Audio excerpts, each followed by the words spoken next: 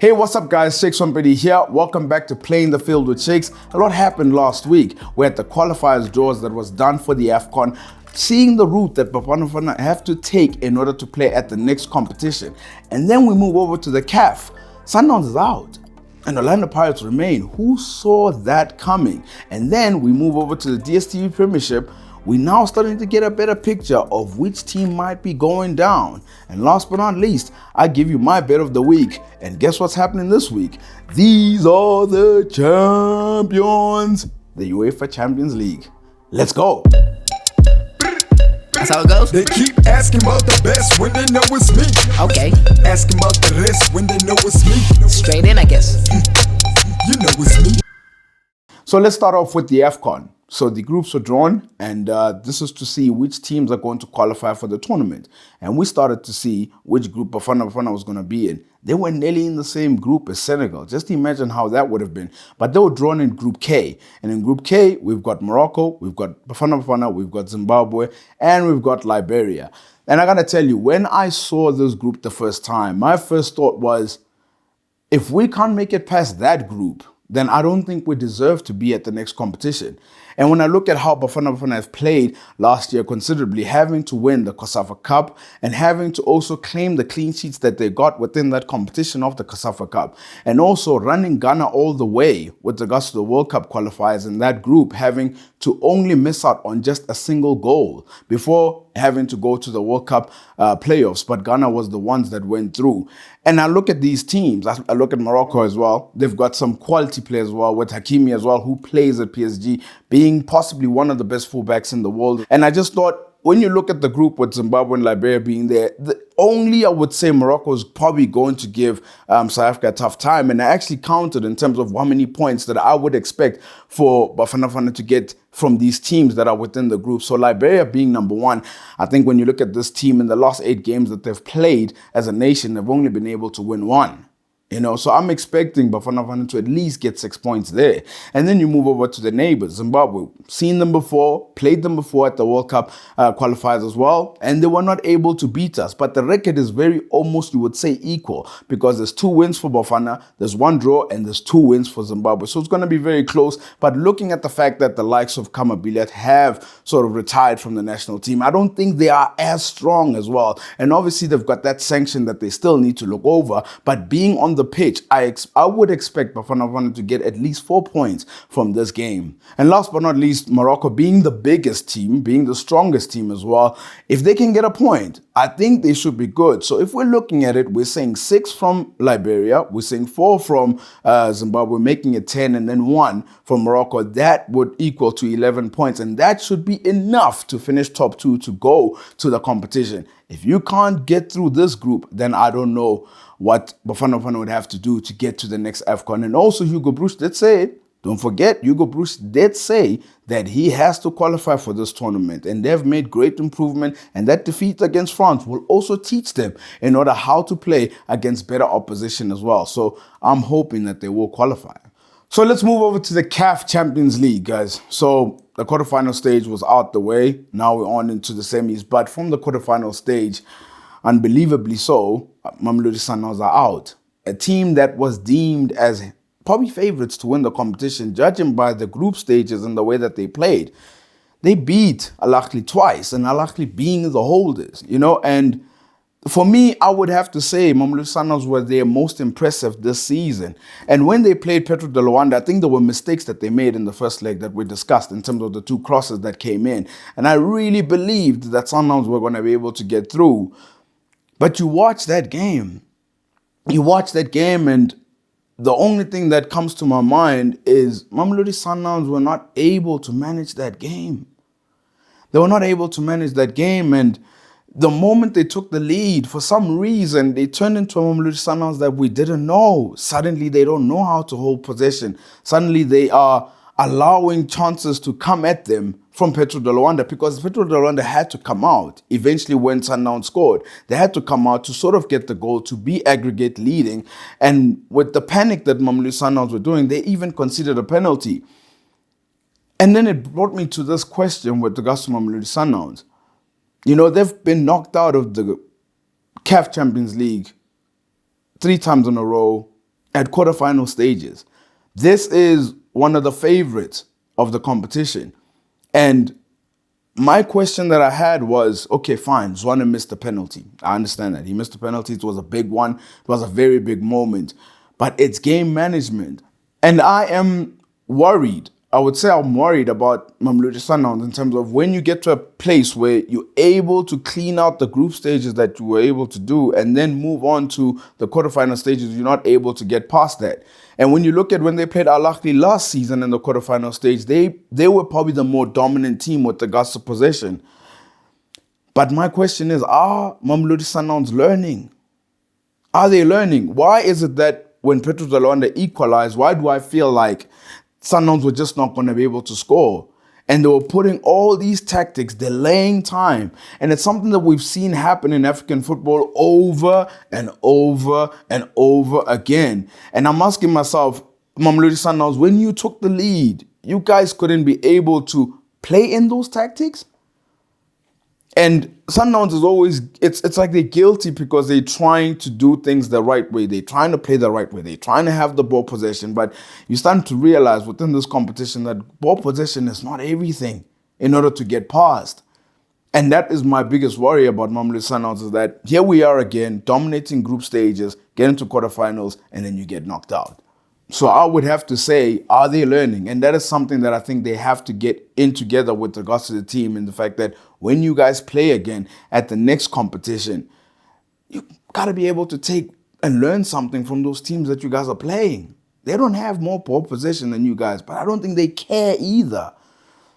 For them, it's the result. And I think it's something that Mamelodi Sundowns have to inject within their game. The next one being Orlando Pirates. Yes, Orlando Pirates are the remaining South African team to represent in the CAF competitions. They made it past Simba. You watch this game and I was so nervous for them. I really was, because of the fact that when they took the lead, of course, they took the lead through a beautiful goal from Pepper as well, with the cross that was coming in from Maela. But obviously the red card was given to Simba, and that gave Orlando Pirates that advantage, but only from the one goal. The one thing that I was worried about was the fact that the crosses, when they got to the final stage of the pitch in the final third, the crosses weren't necessarily being hit. It was not necessarily connecting. And I thought to myself, this team must not take it to penalties. And when you look at Orlando Pirates' record within the penalties, it hasn't been great in the past couple of penalties. They've been knocked out of competitions. I even remember the one time when they were knocked out by Baroka in the competition domestically as well. So when they were not being able to put the chances away, and you could see Manjang Ngazian as well as Fadlu Davids throwing on everyone onto the pitch. You just saw Tafwatu Mabasa coming on. There was Lorch that was on the pitch as well. And as well as Dion Hoto as well. He wasn't suspended. And the reason why is because the yellow cards were rescinded from the group stages, and hence why he was allowed to play. But Richard Ofori, what a goalkeeper that they have. He stood up at the penalties. He made a very good save as well. And he also put the last one into the back of the net. Didn't want Lorch to take it. He said he would take that final penalty to send Pirates home. Now they obviously go on to face Al Ahly Tripoli, a team from Libya. And I think if you look at Orlando Pirates' chances within this competition, I think they have a very good chance. I think they have a very good chance of winning it, because when you look on the other side of the draw, it's Tipi Mazembe and Bekan as well. And you probably would say Tipi Mazembe is probably the stronger of the two. And then on the other side, it's Orlando Pirates that I would probably say are capable of going through. But they have to be able to find the goals. They have to be able to put the goals away. And also, if we're being honest as well, when you look at Manjang Ngazi and Fadlu Davids, I think they will admit that their domestic campaign within the league, within the cups here at home, I don't think it has gone really well. I don't think it really has gone really well. And this is their last chance of winning a trophy. And I think for them to possibly retain their status as head coaches for Orlando Pirates, I think they have to win this competition. I think they have to at least go to the final, at least get there, and then see how the team would perform there. Because when you have high-quality coaches such as Gavin Hunt roaming around, Benny McCarthy roaming around, Kevin Johnson roaming around, it's going to be hard for teams not to take chances with them. But look, big ups to them for having to go through past Simba, which a team that made it obvious that they were just willing to only defend and not necessarily take shots at goal. But big ups to Orlando Pirates for proceeding to the semifinals. So let's bring it back home, guys. So the news that broke last week before the action came around over the weekend was the fact that Stuart Baxter and Kaizer Chiefs had parted ways. Kaizer Chiefs brought him back because they wanted to obviously bring back that success that he brought within 2013 and 2015 as well. But that just was not as fruitful as well. And I have to tell you, I actually jotted down 5 reasons why I think they had to part ways with Stuart Baxter because it just didn't work out. Reason number 1, disconnected with the fans. I felt Stuart Baxter was disconnected with the fans. Every time he went into press conferences, he sometimes even questioned if they know what they're talking about. And then obviously there was that final press conference after the SuperSport United game where he said, if they want me to go, I will go. And if there's one thing, if you come and manage a club like Kaizer Chiefs within South Africa, arguably the biggest or probably the most supported team within the country, you have to connect with the fans. Like, you can't be at Kaizer Chiefs and want a long-term future or have success if you do not have that connection with the fans. So I felt him being disconnected from the fans was reason number 1. Reason number 2, not a consistent lineup. Not a consistent lineup. At one point, it's back 4. At one point, it's a back 3. At one point, you have Reef Rossler playing left back. At one point, you have Bernard Parker playing down the middle. At one point, you have Simon Nikovic playing on the left. It's not consistent. The goalkeepers were changing how many times? It was Cunha who started, then it was like Pay, and then next thing it was Peterson who was starting. So the lineup within itself was not consistent, and also that didn't allow for the team to be fluid. It didn't allow for the team to be fluid because the team just did not understand each other as they were playing. I think it just changed far too many times. And that is my reason number 2. Reason number 3, I think it's a pretty obvious one, the lack of use of youngsters at Kaizer Chiefs. And we all know that Kaizer Chiefs have players that they're developing through their younger team within the Diski Challenge, and players like Happy Mashiane. You know, Happy Mashiane was seeing a lot of minutes under Gavin Hunt. You know, he was seeing a lot of minutes, as well as Nkosimpile Ngcobo, saw a lot of minutes, was arguably his breakthrough season as well, and just in the way that he was so important to the team. And then obviously we had Sabelo Khadebe as well. He was very important as well, starting to come in. He was just starting, it was almost coming in. Eventually, obviously, Njabule Blom played a lot of times, but Stuart Baxter came in and he stuck with the experience. And I don't know if the experience was always being able to keep up with the tempo of the game. And these youngsters who got a lot of minutes last season, all of a sudden this season are not getting as many minutes at all. You know, so I think that was also another thing. It's just not being able to bleed in those youngsters that were developed from the younger team as well. So that's my reason number 3. Reason number 4, just simply not getting the best out of efficient players. I mean, when you look at Kaizer Chiefs' squad, I've always said it at the start of the season, if he plays his best squad in the best positions, like those that play the best left back, play the best right back, play the best midfielder, if he does that, then he is able to then have a team that would be able to churn out results. I did not think that Kaizer Chiefs were capable of challenging Mamelodi Sundowns, no doubt about it. I didn't expect that, but I really expected the gap to be a lot closer. And when I say not getting the best out of efficient players, I'm talking about Njabule Ngcobo. I mean, this player was defender of the season last season, and he is playing in midfield. I mean, that decision, I just did not understand. Number 2, Mabaliso. I mean, you saw what he did at Amazulu. You saw how upset Benny was at losing such a player, how he was able to go up and down on the left. He was not used as much. He was not used as frequently. I would say even Kieran Bacchus as well, another player who is able to be a ball-playing midfielder as well, being able to dictate tempo as well. You need players like that, especially if you're going to try and dominate games. He needs to play a lot more, so he was not playing a lot more. And then also Sekgotha as well, coming from Swallows, being a winger that was able to go up and down and can play on either flanks as well. He was not necessarily being used as well. And you see, when you see these names roll out, you sort of wonder how in the world did these players not see as many more minutes as they should have. Another player as well, Simon Nikovic. Look, there's a lot that is said about Simon Nikovic in terms of can he still produce the numbers that he produced under the Ernst Middendorp season, but there is a player there. You know, you can't tell me he's a bad player overnight. And I just think also throwing him on the left, it didn't help him, it didn't help the team, and the crosses were not coming in. You know, a player like that who is a target man has to just be down the middle all the time. If you're going to play him, he must be down the middle all the time. So that is reason number 4 for just not getting enough out of efficient players. Last but not least, not winning games. It's simple as that. Not winning games. He was not winning games. He was losing home games. You remember even that home game he lost to Royal AM? It was embarrassing when you look at that result in terms of the number of goals that were scored and just also exiting competitions early. I mean, he exited the MTN8 at the first round. He exited the Nedbank Cup at the first round as well. So that just was not really helpful. And only 11 wins in 26 games. Kaizer Chiefs. Only 11 wins in 26 games. That is something that also did not help the cause for sure. And that's the final reason being number 5. Marak so I'm not finished as yet with the guys of Kaizer Chiefs. Now that Stuart Baxter has gone, I think now we have to talk to management. And when you look at them, the past 7 years, they've been able to have 5 coaches. 5 coaches that were at the club: Steve Kompella, Solinas, Ernst Middendorp, Gavin Hunt, and now it didn't work out with Stuart Baxter. And I think there comes a point where you have to be able to ask questions inside the house. What is going wrong? You can always change the cleaner. That's all right. But if you're always constantly changing the cleaner all the time, eventually questions has to be asked inside the house in terms of why are we changing so many times? I think also that in those 7 years with those coach changes, not only has the philosophy of play has changed a lot, but the team has not been able to win anything significant, by the way.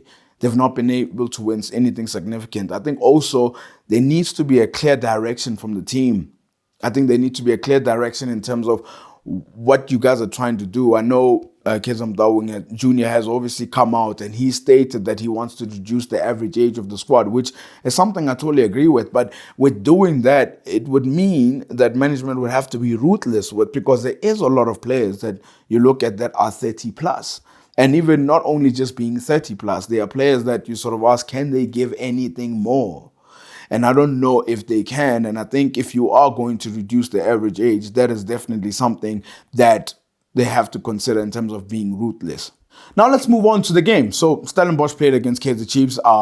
3 points that was awarded to Stellenbosch. And I have to say, I mean, a lot was being spoken about in terms of how Kaizer Chiefs played, because I thought they played really different to what Stuart Baxter would play. So they were high pressing, they were running at the defenders as well, and they even held a very high line, which is something that Stellenbosch actually was exploiting. And I have to give it up to Stellenbosch as well in the way that they played, in the way that they defended. I think for me, what was more important for Stellenbosch was the fact that how they were able to deny Kaizer Chiefs from testing Sage Stevens too many times. And also just every time they won the ball in the transition, they were very quick. Every single time they won the ball, you could just see they won the ball. You just see Dupré making the run. You see Van Rooyen making the run. You see Julius Msiamendi making the run. And I thought the interplay between those 3 players was very brilliant. So just in them having to make the run, you could even see that the goal came from there. And when you watch a game and you just know that there's not going to be a goal here. That's the one thing that I would give it up to Stellenbosch in terms of being brilliant, in terms of their defensive as well. And also Zwane as well. He threw on everything. He threw on all the players that he could bring on. Nkosi Ngobo was on the pitch. Sabla Khadebe was on the pitch. Kamabiliet was on the pitch. And as well as Dumsani Zuma also made an appearance as well. We hadn't seen him for a while when he was playing under Stuart Baxter as well. So even with all those attacking players that were on the pitch, still Kaizer Chiefs were not able to find the back of the net. But one thing that I was impressed with is the fact that they took the game to Stellenbosch. Usually when you watch Kaizer Chiefs throughout the season was always waiting for opponents to come at them and obviously playing on the transition. And obviously when you look at teams like Kaizer Chiefs, Mamelodi Sundowns, Orlando Pirates, big teams, Bayern Munich, Man City, you name them. They obviously always have to be the most dominating teams. They can't necessarily come on the counter. And I don't know if the counter is always going to win you titles as well. And here's what's more impressive about this. So I know Kaizer Chiefs lost. And Stellenbosch, big ups to you. I give credit to Steve Barker and the way that he set up his team. Defensively, they were solid. On the transition, they were very solid. So they deserved the 3 points. They needed the 3 points as well, considering the fact that this is only their second win for 2022. They desperately needed this win. And what was most impressive for me was straight after the game, Zwane went and had the press conference, of course, speaking to the media, and they were asking him a number of questions. And I have to say, I was impressed. I was impressed with how he spoke. I was impressed with how he spoke about Kaizer Chiefs. He kept on highlighting Kaizer Chiefs and how they're supposed to play, how they're supposed to dominate games. And you even saw with regards to the play that they had, it was far more different than it was for Stuart Baxter. And I wrote down names. I wrote down names on my notes, guys. I did. I wrote down names of coaches that potentially Kaizer Chiefs could have going into next season. I've got Benny McCarthy. I've got reasons why for Benny McCarthy. I've got Kevin Johnson. Even reasons why for Kevin Johnson as well, in terms of how he could also play a role. And as well as Gavin Hunt, could he come back as well? Was he hard done by the fact that he was not able to sign players? But I listened to Zwane, man, and he was sweet talking me, man. Like, he was really sweet talking me because he sounded like someone who knows the culture of the club. He sounds like someone who knows where the club is supposed to be. And of course he does. He played for the club for years. He was part of the coaching staff for the club as well for years. And now I ask the question, is this the time? Is this the time that Kaizer Chiefs take the risk? And knowing how long this project is going to be. It's going to be a long project. It's going to take some time in terms of reducing age, in terms of trying to get back to the CAF Champions League final, in terms of winning as well. And who better than a man who understands the club, understands the philosophy as well, and who's won with the club as well. Barcelona took a chance with Pep Guardiola. FC Porto took a chance with Jose Mourinho. They took a chance. And maybe Kaizer Chiefs should take a chance with Zwane. I think he might just be the man to lead the club back to those glory days. Okay, now let's go to the bottom of the division. Right at the bottom, there was a big game. It was a 6-pointer, what they call it within football, and was Swallows going up against Baroka. Now, crazy game. It's amazing that this game was not on TV. Well, I was not able to find it. I'll start off by saying that I was not able to find it on TV. But Baroka took the lead. They went 2-0 up. And if there's any game that probably describes Baroka's season, would probably have to be this one. Having to take the lead, 2-0, and then having to concede 2 goals in 2 minutes in the second half. And then having to concede the third one later on in the game, giving the points to Swallows. And for Swallows, it's a very crucial 3 points. Crucial in the sense that they're able to pull others down. They get closer to others. And when I say they get closer to others, I'm talking about Maritzburg United. They get pulled down a little bit. Cheaper United, they get pulled down a little bit because now the gap between the teams now, TS Galaxy as well, they go underneath Swallows as well. So those 3 or those 4 teams now are going to probably be battling it out for that 15th position. And as for Baroka, it's with Baroka, you ask yourself the question, is this the season where they go down? You look at the games that they have. I think they've got about 4 games left. And they still have to play, which is probably a silver lining. They still have to play Cheaper United. They still have to also play Maritzburg United. But those are must-win games. And you just see how Baroka's season have gone, and they've not been able to score goals. And eventually, the one time they do score goals against Swallows, they concede 3 goals. So that's the story of just a season. They've just been able to not being able to score goals, and eventually when they do, they concede. And their top goal scorer within their team in the league only has 2 goals. 2 goals. That is simply not enough. And I think even with the coach changes, it didn't help. Once it was Matsumela Toka, then it was Tobejane as well. And now even news that has come out that Tobejane was demoted to the Diski Challenge team now, and Kobola is going to be taking over. So already there's been 3 coach changes as well. And I think this is going to be the season that Baroka goes down. And I think even their squad, it's very thin. It's too thin. It's too thin to sort of compete within the DSTV Premiership as well. And especially they don't have many that they can change. Like if Evidence Mahopa is not scoring goals, then who's going to score then? You don't know who else is going to score. And that's why I feel this is possibly the season that Baroka does go down. And they've been such a breath of fresh air. I'm not sure if they're going to be able to come back. And looking at the strength that Cheaper United have and Maritzburg United have. Maritzburg United, they're lucky they've got Ernst Mundo, but I just think he is Tactically, he's really good. And as for GP United, they've got game winners. You know, Semi Siebi can score goals. He scored a brilliant goal as well. And Evanga, he's been scoring goals as well. He's their top goal scorer. So Baroka doesn't have that. And I think the team that will be going down for sure, or at least finishing in the 16th place, last position, will definitely be Baroka. So still with the DStv Premiership action, and I've got a question for these teams. Amazulu, Supersport United, Golden Arrows, and as well as Sekukude United. Which team wants top 8? You know, I don't think these draws are going to help in order to get to top 8. The most exciting thing is the fact that us as fans, you guys are leaving it down to the wire to sort of compete in that MTN8 that will happen next season. But these draws are just seriously not going to help, and it's incredible that all of them were involved in 0-0 draws. So that was very interesting to see. But these wins need to come in for each team. So hopefully they find their form soon. Now it's time for the bet of the week, which is proudly sponsored by Betway. And now this is the segment where I give you my bet slip in terms of what is happening throughout the week and what I think is also going to happen and what results would potentially happen to sort of get those green bet slips for myself. Now on this bet of the week, I've got the UEFA Champions League, I've got the Premier League, and I've got the DStv Premiership. I've got a full menu for you guys, a full menu. And now we're starting off with Manchester City going up against Real Madrid. That's tonight. And I think there's going to be a lot of goals in this game. And I just look at how Man City have been able to play. Real Madrid, yes, they beat Chelsea. Yes, they were able to get past teams, but I've just never necessarily been so convinced about them. And I just think Manchester City are in sort of a class of their own. And the fact that they thrashed Watford over the weekend, I think they're going to continue to score goals. And I'm going to go with the Manchester City or draw and over 2.5. Those odds look nice.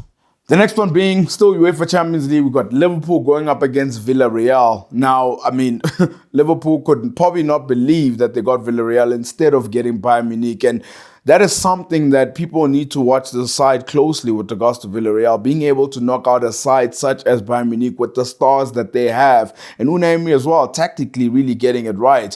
But for some reason, look, Liverpool start off at home.